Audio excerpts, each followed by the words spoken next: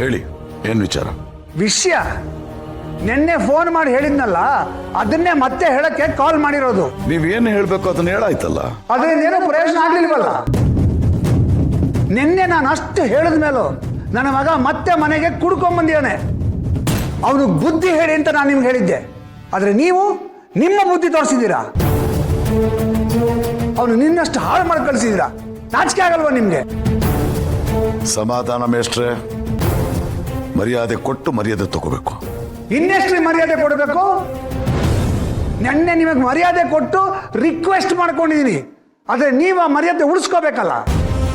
ನಾನು ಹೇಳಿದ್ದೇನು, ನೀವು ಮಾಡಿದ್ದೇನು?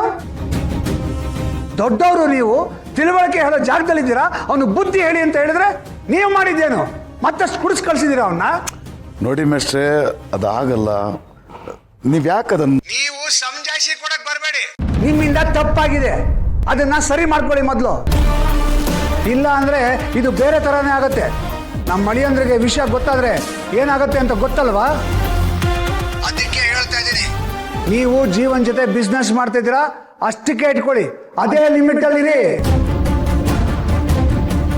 ಅದು ನಿಮ್ಗೂ ಒಳ್ಳೇದು, ನಮಗೂ ಒಳ್ಳೇದು. ಇಡೀ ಫೋನು